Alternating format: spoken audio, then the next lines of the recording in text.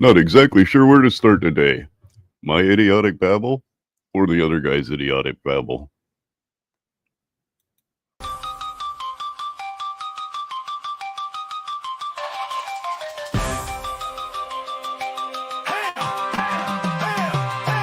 It's a tough game we play on this platform you crave, chasing clicks and likes in the digital wave. With each upload, our stories unfold in a world where the truth is often sold. Oh, screw to the land of the brave, where the algorithms rule and views we crave.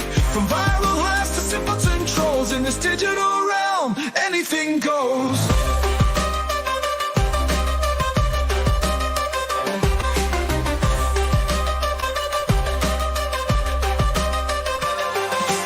Friendships tested in the quest for fame. Content creators, most have no shame. With every collab there's trust at stake, but in this world some friendships break.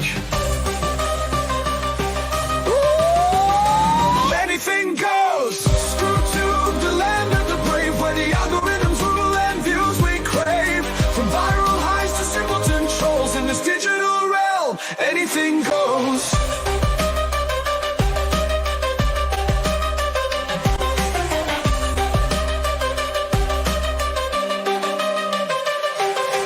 Crafting tales of truth, some of deceit.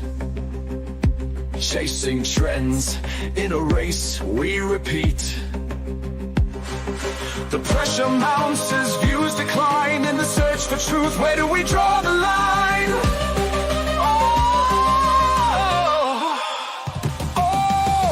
Screw to the land of the brave, where the algorithms rule and views we crave. From viral highs to simpleton trolls, in this digital realm, anything goes.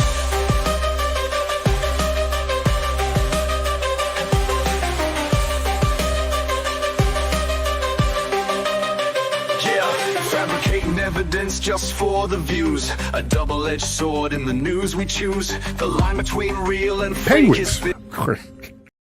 thin. What lies within? Oh, screw to the land of the brave, where the algorithms rule and views we crave. From viral highs to simpleton trolls, in this digital realm, anything goes.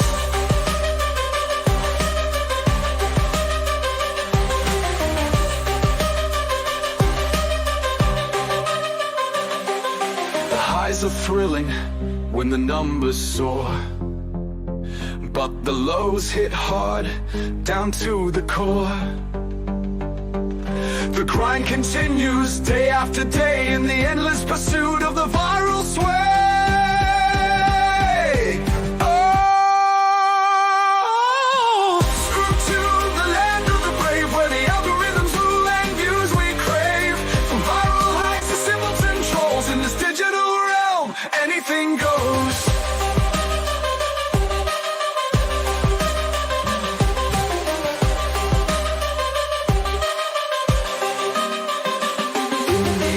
It's about the story we tell in the ScrewTube world where we excel. Honesty and trust, our guiding light as we navigate this digital flight. Oh, Brilliant to question. the land of the brave, where the algorithms rule and views we crave. From viral highs to the demonetized lows, when you sell your soul in this digital realm, anything goes.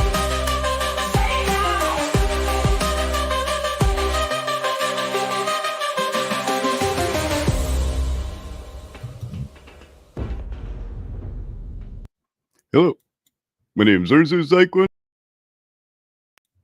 Whoops, kicked myself again. I love doing that.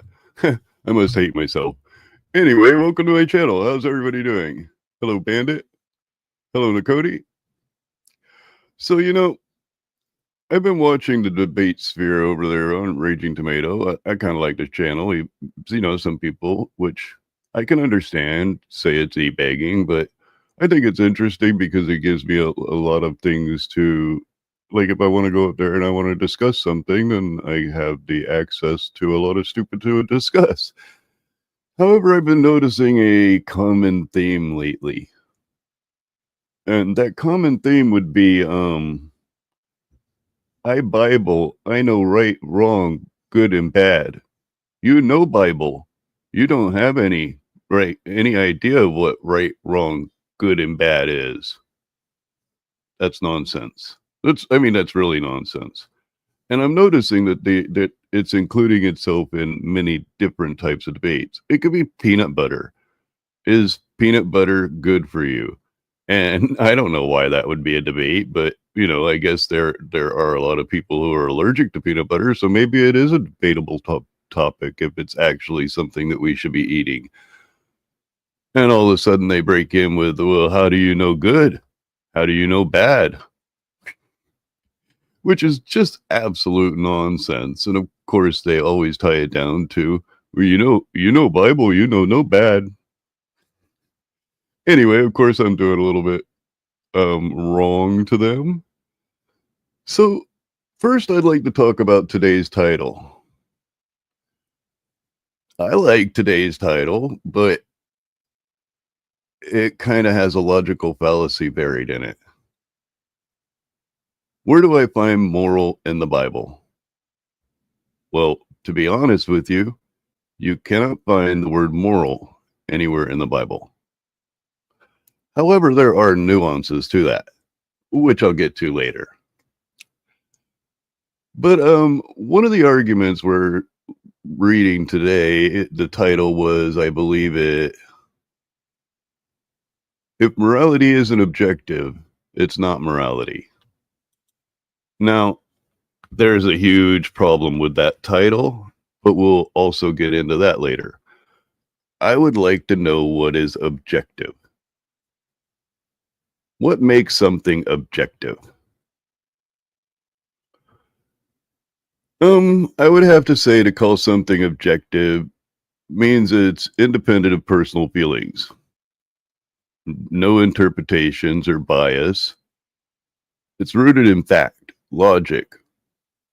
It's an external reality. Something that can be verified or agreed upon, regardless of who's observing it.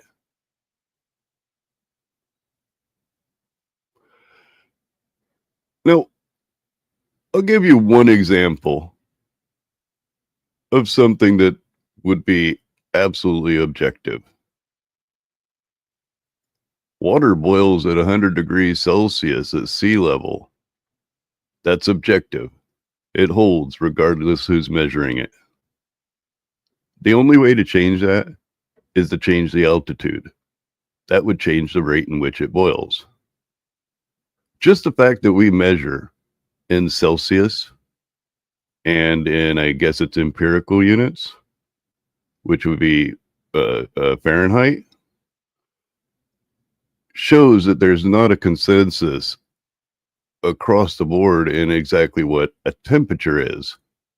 But the boiling temperature doesn't ever change, regardless which measurement system you're using it under. I think 100 degrees Celsius is like, what, 185 or something like that. I'm not exactly sure. Somebody can figure out the conversion for me. But if we use Fahrenheit, the exact temperature, that Fahrenheit, or that it states in Fahrenheit, it will always boil no matter who measures it at sea level at that precise temperature. That's objective. Objective. It sounded like I said subjective because I said that's before that. That is objective. There's no way to change it. Of course, what does verifiable means it can be tested or measured and observed by others. Now, I don't know if morality can be tested or measured. It can be observed by others, but I don't know if it can be tested across the board neutrally. And that's because there's many different cultures that view morality individually. As a matter of fact, there's many different religious canon that has a different complete view on individual aspects of morality, which kind of shows that it's not objective at all.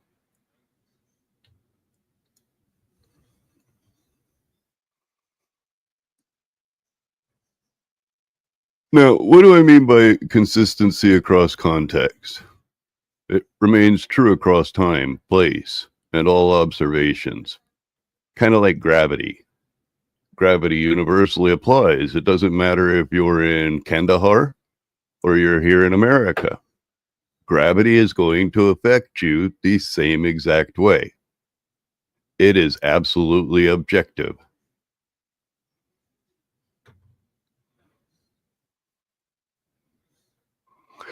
Yeah. It's actually a false arbiter of truth. That's what I was going to get to, is that it's a false arbiter of truth to say that, hello, Sirloin. I'm being a false arbiter of truth by saying hello, Sirloin. No, that's not what I was saying at all. But a false arbiter of truth is for example, let's say,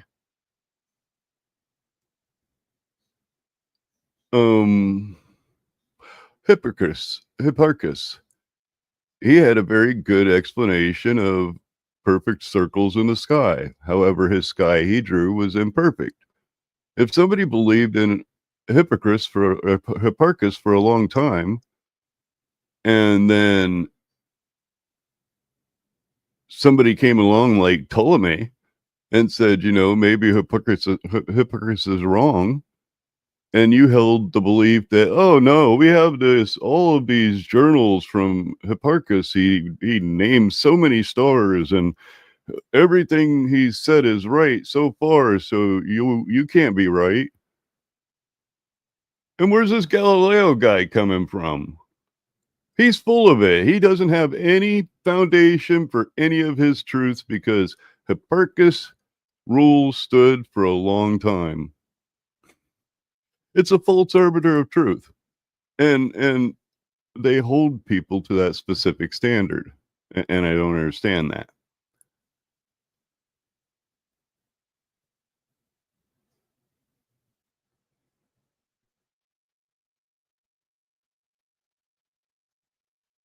Where was I gonna go with that?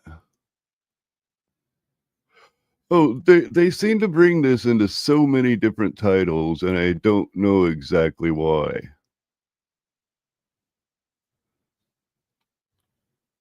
But let's look into the question of the title. The title they had was, "If morality isn't objective, it's not morality." And that's where I ran into the problem with my title.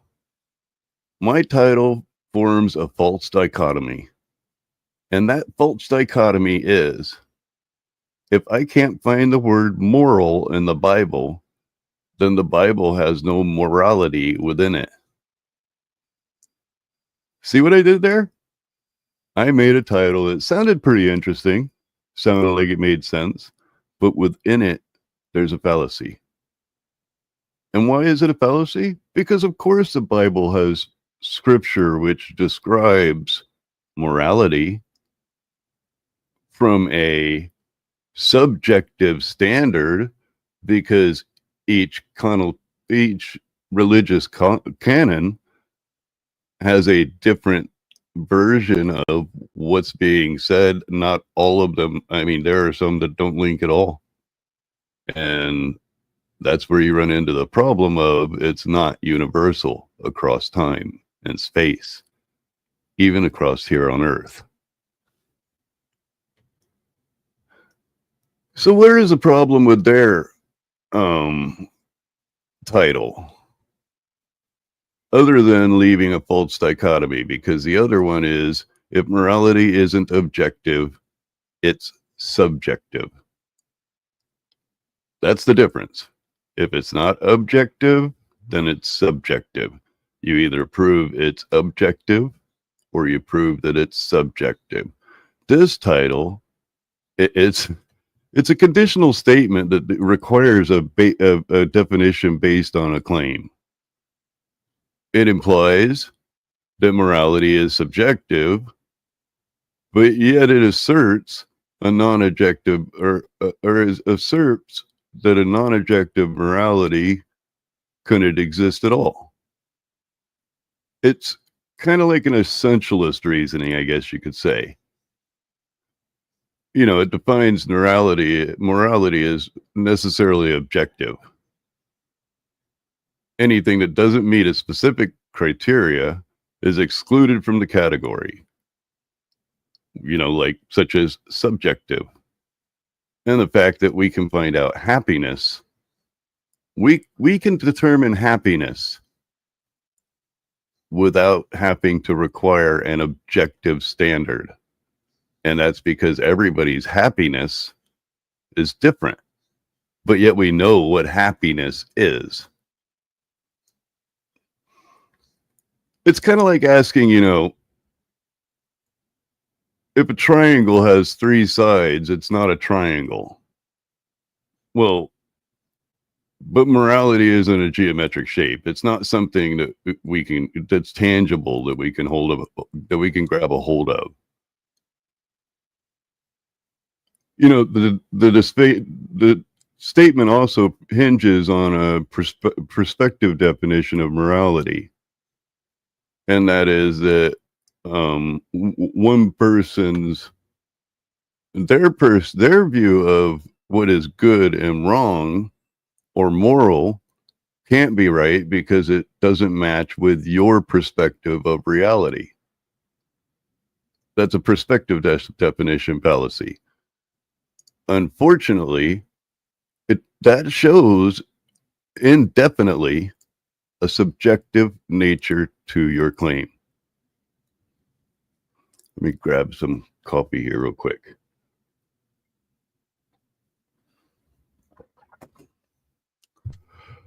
Oh, I do have Idiots I'm going to be playing here in a bit, but we're just going to get to, how this entire thing is nonsense. I mean, they could be debating anything and somehow throw, I got Bible. I can only be the right source. I am the arbiter of truth. When you start claiming that, it starts making me ask, are you using the Bible as a double-edged sword? Are you using that word of God just to win simple arguments? Like, does the person know what good is, or does the person know what bad is? That doesn't sound like good use of the Bible to me, all you crucible dwellers. So it's also a category error. It treats morality like a fixed object, like math or physics. Morality is more like an art, an evolving interpretation, or a concept. And as I mentioned, it provides a false dichotomy. It implies that only 2 options: objective morality or no morality at all. But there is middle ground. Well, enter subjective morality.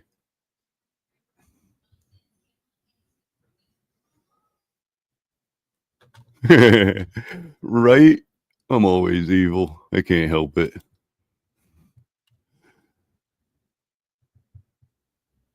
Now, I could reframe a lot of their argument to fit into making morality objective, but that's not my goal. That's their goal, is to show me how it's objective and not subjective. Now, I believe that it's a bad practice to try to prove something that is subjective, requiring an absolutely objective set of standards. I don't think they work together. It's kind of like using metrics and standard. You can get parts or things to fit, but they don't ever fit exactly right. And if you use it for something, as delicate as, let's say, life, well, you'll never get that right. But I don't think I'm going to go into that. What I wanted to go into was requiring an objective standard from your opponent. Is it asking them to describe something that is subjective only or objective only? And my answer would have to be, demanding an objective standard from your opponent implicitly assumes that the thing being described ought or is objective. It's not necessarily a neutral request.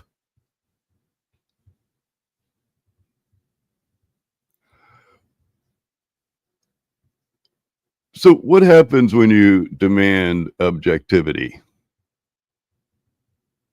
When you blah, blah, blah.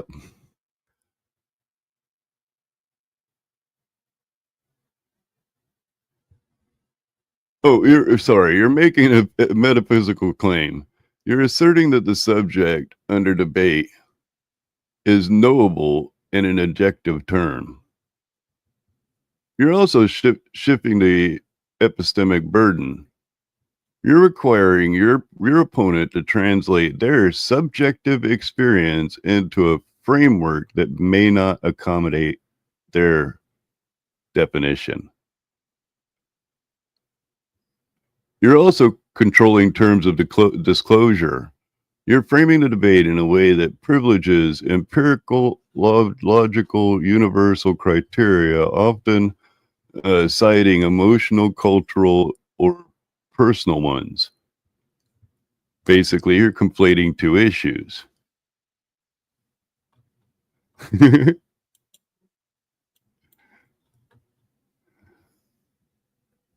Anyway, I've just noticed quite a bit that these debates involve a lot of, just wrong thought. I was going to ask if you can only use a subjective standard to deal with a subjective thing. And I believe I've answered myself that yes, you absolutely are required to use a subjective standard, because if you were using an objective standard, you would then be describing an objective thing. And I don't think, like happiness, sadness, right and wrong are absolutely objective. But let's get to the nuts balls. That'll be a lot of fun.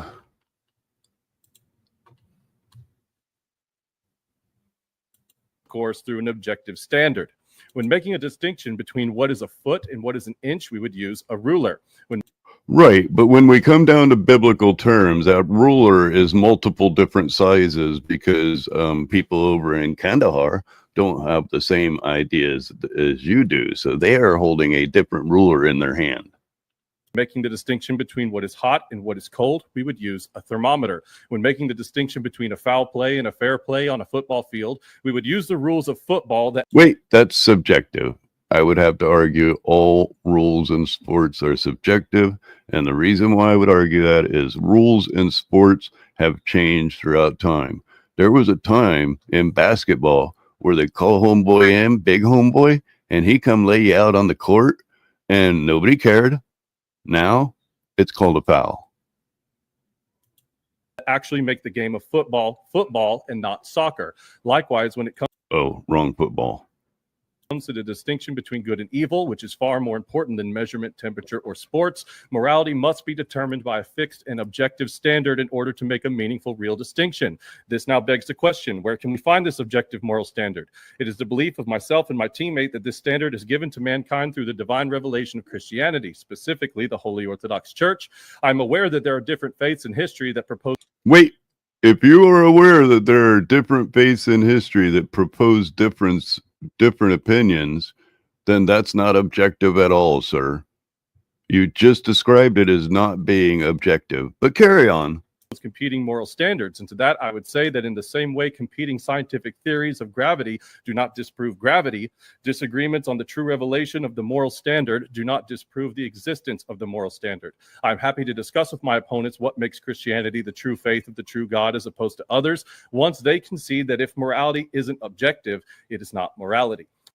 Okay, now gravity, you mentioned gravity. The debate on gravity is not necessarily does it exist. It most certainly exists. If you drop something, it falls the same no matter where you are, depending on altitude, or depending on if it's in a vacuum or not.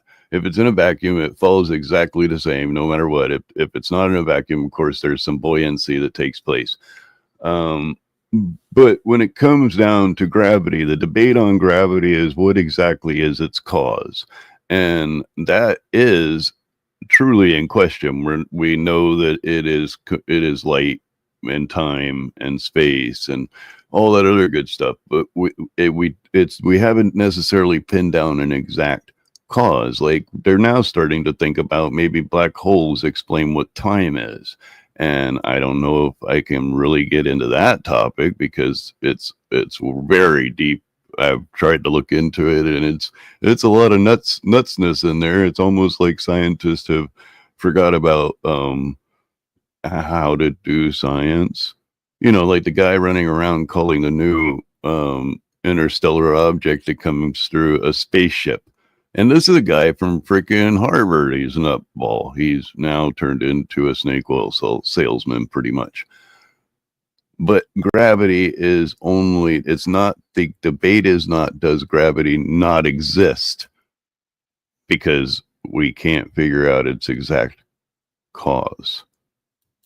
It's objective I would like to discuss what it means to make an ought from an is concerning good and evil. If you say one ought to do good and one ought not to do evil, you must be able to objectively define what those things are in order to make the why behind your ought prescription meaningful, justified, and grounded. Citing evolutionary human cooperation and generalized civil progress tells me what is the case with human behavior, not why it ought to be that way. This is the is-ought distinction, something that their pseudo-morality cannot account for. Finally, I will say, I think it would be much more intellectually honest of my opponents to admit that things like morality, good, and evil do not actually exist, but are just social constructs we subjectively apply to survive, which I'm sure they will say, but they will still call it morality. That is why I am here to show that without an objective standard, it is not morality by its own definition. Let me play a little bit of a mind game. It's absolutely morally wrong for one man to destroy all life on Earth. That ought not happen. But if all life on Earth ended, just like, let's say the core decided to go unstable and the planet was ripped apart and thrown into space, is there anybody to say it ought not have happened?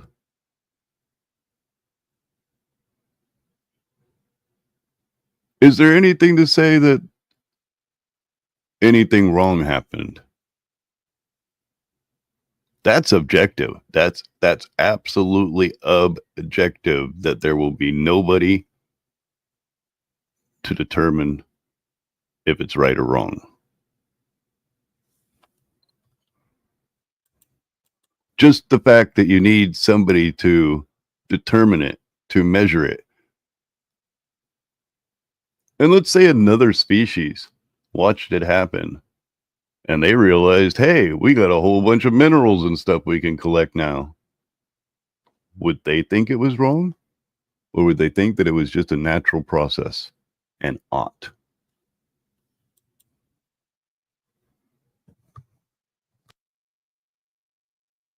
Yeah, so morality is quite simply defined as a system of code or conduct that distinguishes between right and wrong or good and bad behavior. The question of tonight's debate is simply this: if there is, or is there an objective standard to what is considered acceptable and unacceptable behavior for humans to engage in? If so, what is the nature of this standard? From my opponent's perspective, morality is simply a set of preferences, thing that they would prefer people do or do not do. They have no system for why they prefer these things, which will ultimately make their preferences arbitrary. Our position is different. We have a moral system that is unchanging, unwavering, and justifiable. Wait a minute, it's not unchanging. The King James Bible was changed just recently. From our perspective, unaliving, grape, necrophilia, they're all objectively wrong. Yeah, they love to throw those words in there, those emotional ties. Always. They can't make that same claim. So I would just pose a simple question to my opponents. Is it always wrong to grape? Yes.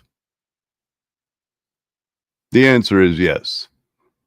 However, I don't know if all cultures would agree with that throughout time. Perhaps there was a time. Yes. Perhaps there was a time that was normal. I don't know. But why do you continue to bring these subjects into, I mean, yeah, I guess it is in a moral sense, a question about morality, but it does not require your God or your Bible to determine that that act is wrong.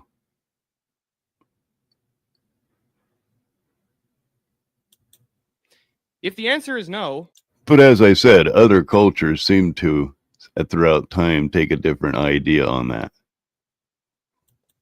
well, we know where that leads us.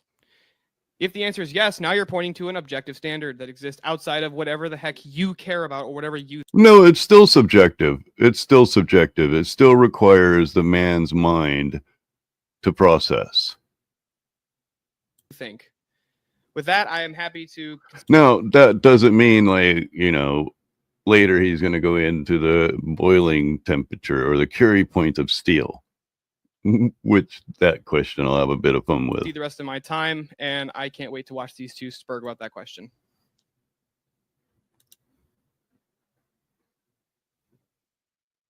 Yeah, can let's just assume for a second. If I recall correctly, steel melts at about 2,600 degrees.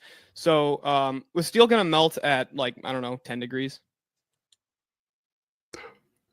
That's a bit different than something like, you know, morality, something that can change throughout time. That's a bit different than happiness. Happiness we can't necessarily measure. There's no tool in this universe that can measure my happiness.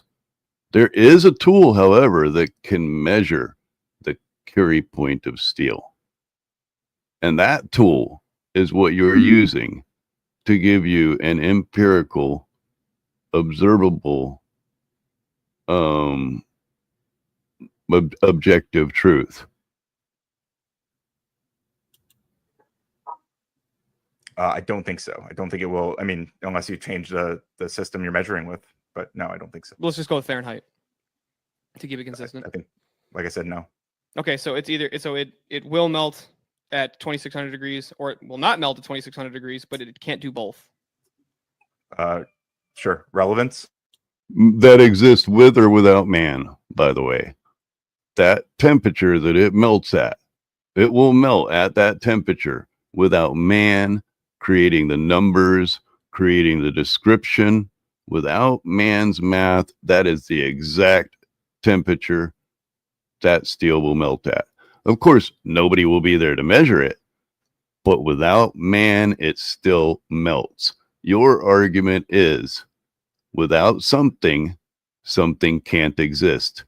It still can exist, just subjectively and not objectively.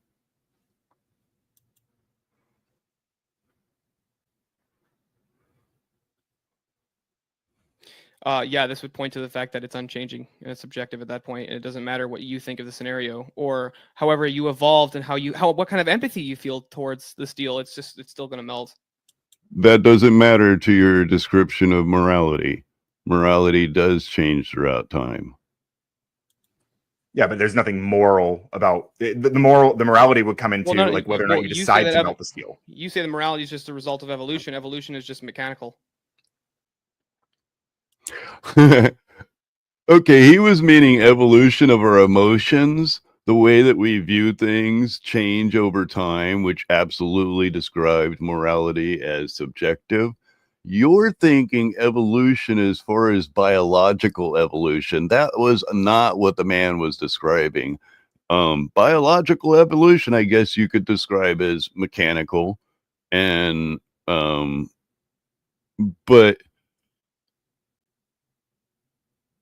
as far as social evolution, that's not necessarily mechanical. Tomorrow, something can happen, and everybody will think differently than they did before about one thing. That's not mechanical. That's subjective.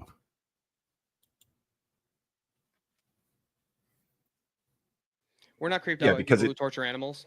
Even close. Yeah, we are, because it implies other antisocial behaviors generally. Really Yes. doesn't? How about when we're doing? It is how a about when we're predictor doing for research? antisocial behaviors in the future. This is a well-known fact that torturing How about research? animals does. Torturing. Do you think that animals aren't subjected to torture when we do like medical research on them? Okay, now here's where I call this guy on not making a honest argument. He's a Republican, correct? He's a Republican, and he's suggesting that testing on animals should be stopped.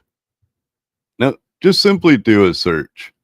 Many left-leaning or progressive organizations are the ones who are responsible for most, if not all, of the ideas behind stopping scientific research on animals. This is an absolute searchable fact. You can even search the opposite way and ask if there are any conservative groups. And you'll find that most organizations actively working to end animal testing tend to align with progressive or left-leaning values. This isn't even your value, sir. Now, you're about ready to give an ultimatum, and that ultimatum is either test on animals or test on humans. So if we accept the humans, which I totally would, and the reason why, because the animal is not being benefited by the testing at all. The only thing that is being benefited by the testing is the human. So I would say remove the animals altogether, and yes, test on humans that are willing to take the risk and do all the testing.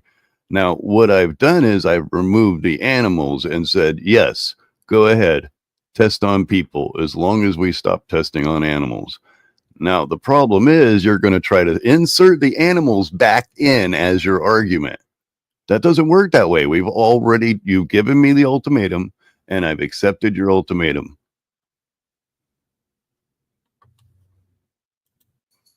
They can be. There's a lot of movements actually out there to stop the harm of animals based on on medical research. Well, and also when people? we eat them. I mean, it depends on what degree. Are they consenting to such an experiment? And it sounds like now she's agreeing that she is okay with the people who consent on such experiments being replaced for the animals. Slipping the animals back in after she's already agreed that testing on people should be done. What are you doing? You're arguing in bad faith, sir.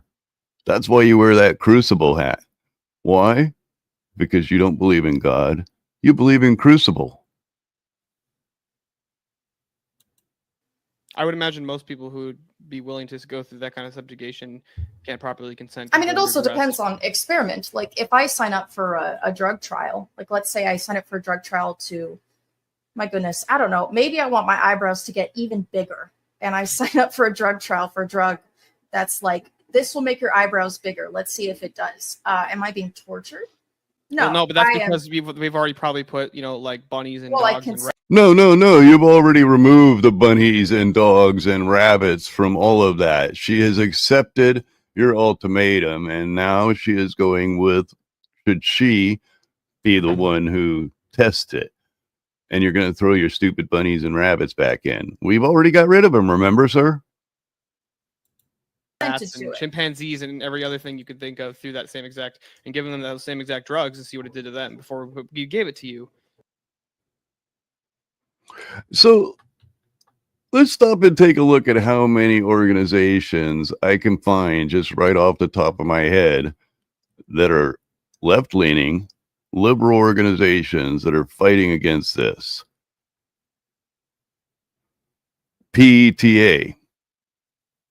The Humane Society, of course, Culture Free International, Animal Justice Project, Animal Free Research UK, National Anti,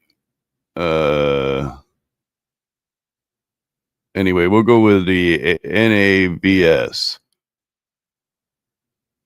Okay, I'll just go ahead and say right off the top of my list, I just asked for a simple list.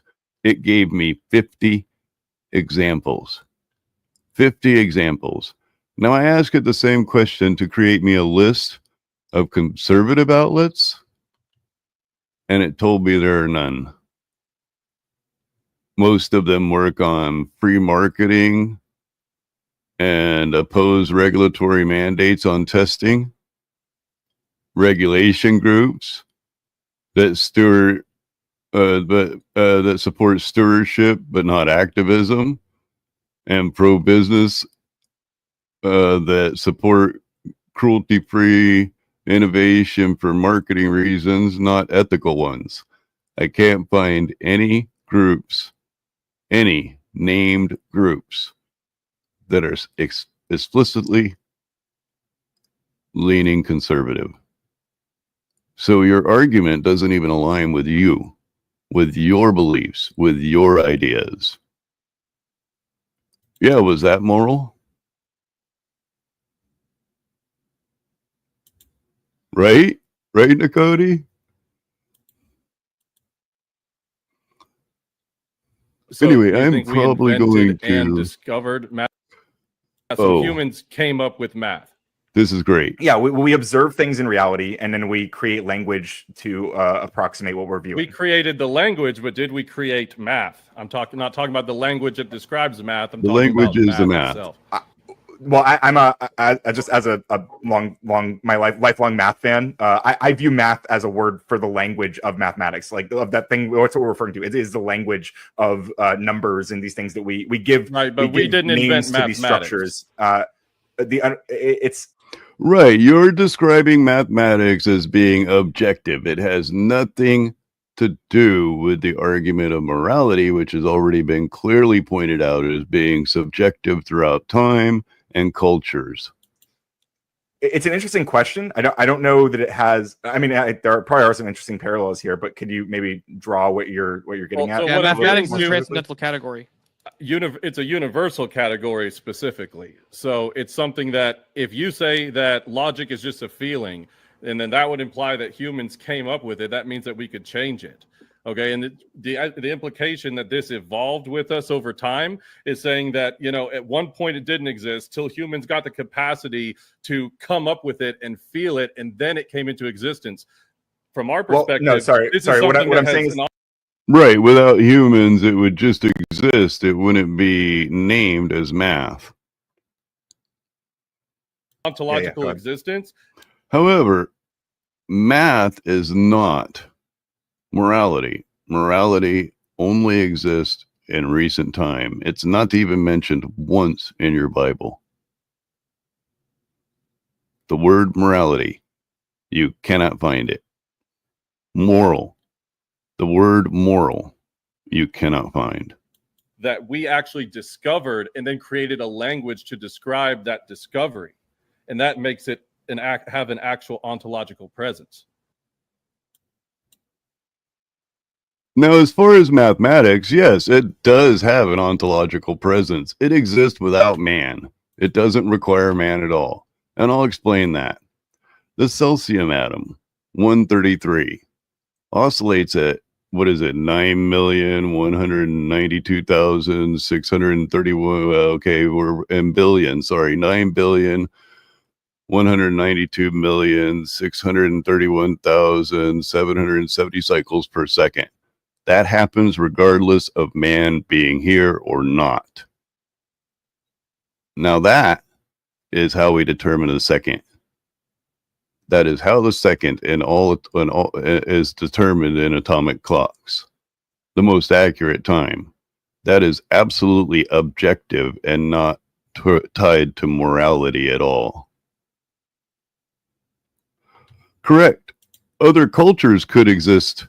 Other cultures could experience morality. If there was no humans and there was another type of being, that type of being could most certainly exhibit morality, which the argument isn't, does morality exist? The argument is morality objective or subjective? They've only turned it into, without the Bible, it can't exist. without a objective foundation for morality, it can't exist. That is their argument.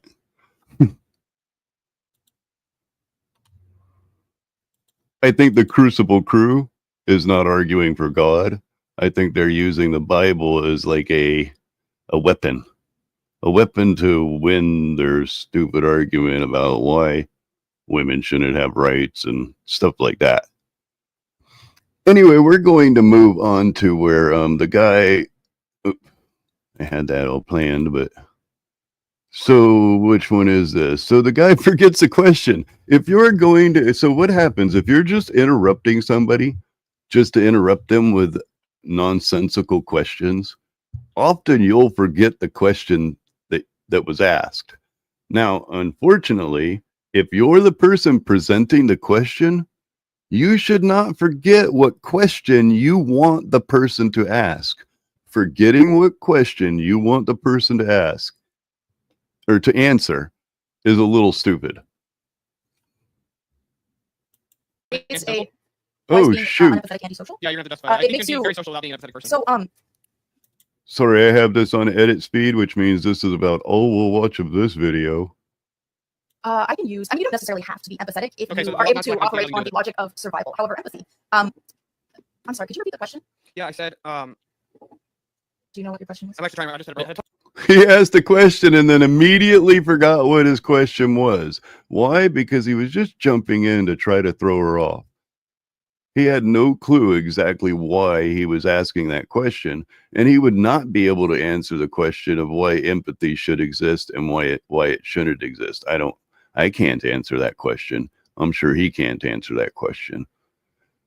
But yeah, like I said, this is at edit speed, and that's very unfortunate. Well, let me stop in there real quick.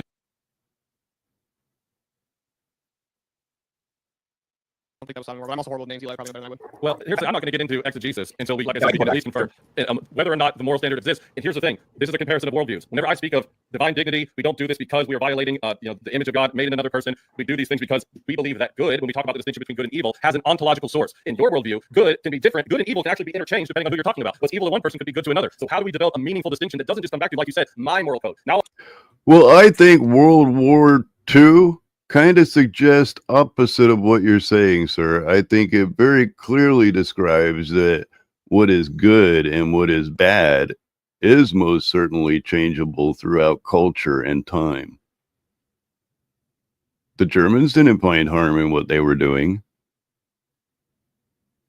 all of a sudden, you're the arbiter of everything that is moral. And if somebody else comes up and says, well, hey, according to my moral code, you're wrong, you don't have a standing of which to tell them why they are. Yeah, as I said, it's a good thing I ended that there. I forgot what I was going to say after that. I did not mean to have that on edit speed. That's how I listen to the videos when I listen to them. They're very hard for anybody else to understand. But pretty much, I believe that morals do exist. I do believe that the description of morals is in the Bible. As I said, that my title created a false dichotomy. Earlier in the show, I explained that my title created a false dichotomy, that morals, because the word moral is not in the Bible, that the description of morals, they're in the Bible. They're most certainly in the Bible. That's why I created that false dichotomy, was to actually argue that the morals, the ideas and principles behind it are there, but the word moral doesn't exist at all. So somebody can't say that my Bible teaches how that my Bible has an ontological definition of moral if the word does not exist. Now, the ideas and principles, I would argue, aren't complete and have changed throughout time in the Bible, such as times that the Bible describes of sacrifices, or, times that, okay, well, I imagine you'll be posting that, won't you? The word moral in the Bible. So as I was saying, I can't find it anywhere in the Bible. So, I mean, I could do a simple search, like,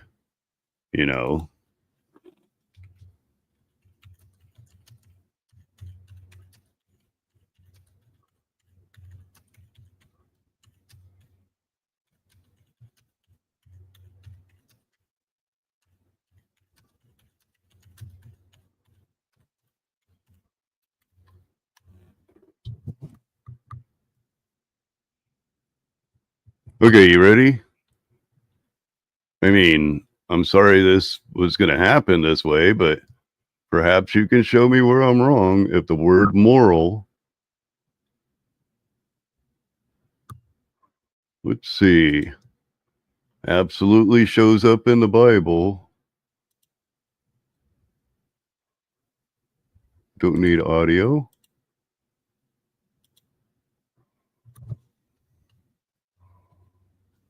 Oops.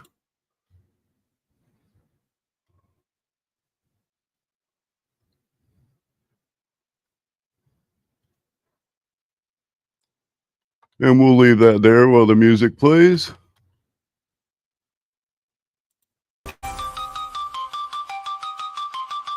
I think. Oh, come on.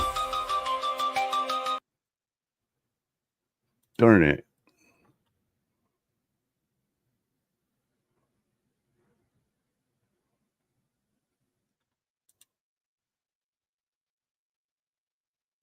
But maybe you'll find me proof otherwise.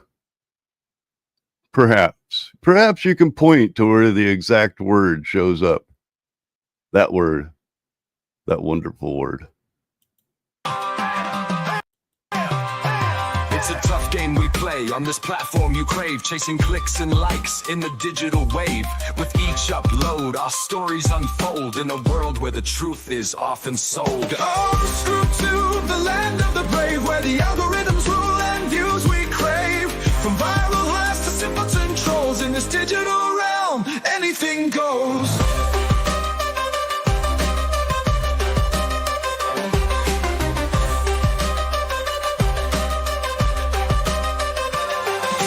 Friendships tested in the quest for fame. Content creators, most have no shame. With every collab there's trust at stake, but in this world some friendships break. Ooh, anything goes. Screw to the land of the brave, where the algorithms rule and views we crave. From viral highs to simpleton trolls, in this digital realm, anything goes.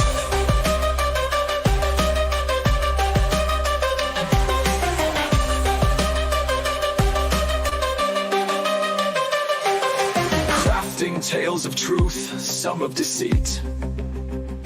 Chasing trends in a race we repeat.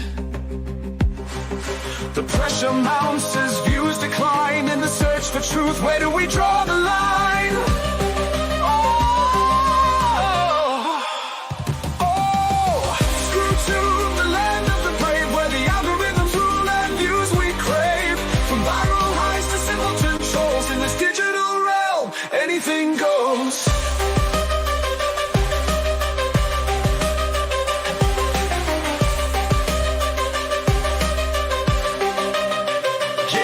Fabricating evidence just for the views. A double-edged sword in the news we choose. The line between real and fake is thin as the audience questions What lies within? Oh, screw to the land of the brave, where the algorithms rule and views we crave. From viral highs to simpleton trolls, in this digital realm, anything.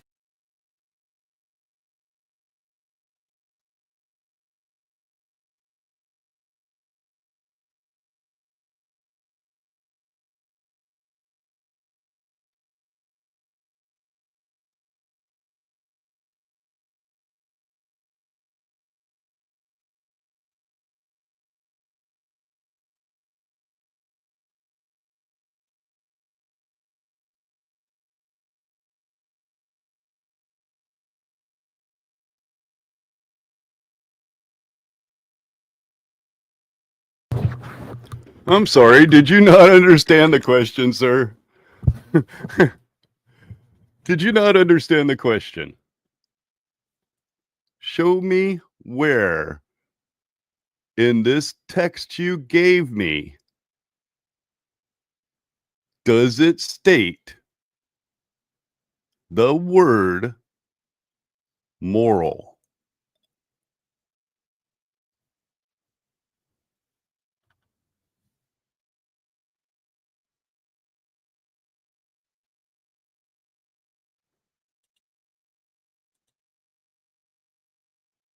The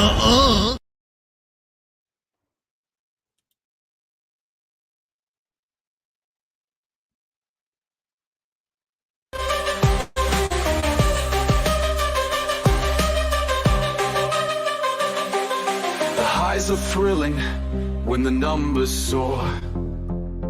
But the lows Man, if you're gonna hit hard, spur, do me a down to favor and the core. let me get some popcorn first. The grind continues day after day in the endless pursuit of the I just showed you in the exact text that you gave me that it did not exist. The word moral did not exist in that text. The idea did, but not the word. Have a good day, sir. Anything goes.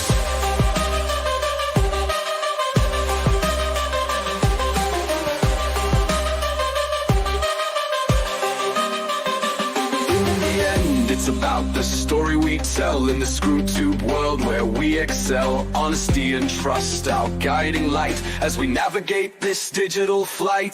Oh,